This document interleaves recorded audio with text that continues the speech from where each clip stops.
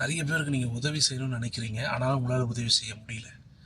சகோதர சகோதரிகளுக்கு கொடுத்து உதவணும்னு நினைக்கிறீங்க, உங்களால் முடியல. நண்பர்களுக்கு கொடுக்கணும்னு நினைக்கிறீங்க, உங்களால் முடியல.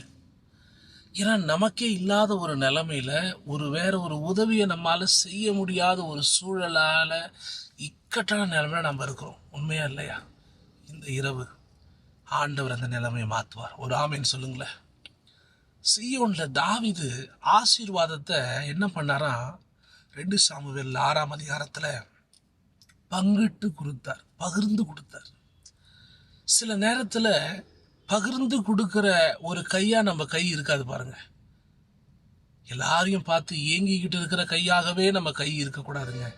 பகிர்ந்து கொடுக்கிற ஒரு கையாக நம்ம கை இருக்கணும். ஒரு ஆமேன்னு சொல்லுங்களேன். இந்த இரவு விசுவாசத்தோடு கூட ஒரு 10 ஜெப குறிப்புகளை ஏற்படுத்தியிருக்கோம். அந்த ஜெப குறிப்பு வேணும் அப்படின்னா இந்த வாட்ஸ்அப் நம்பருக்கு ப்ரேயர்னு ஒரு டெக்ஸ்ட் அனுப்புங்க.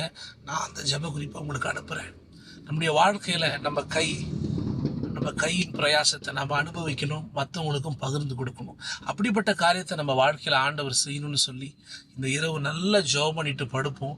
நான் விசுவாசத்தோடு சொல்கிறேன், அநேகருக்கு கொடுக்குற கையா உங்கள் கையை ஆண்டவர் மாற்றுவார். ஒரு ஆமென் சொல்லுங்க. ஏமேன்.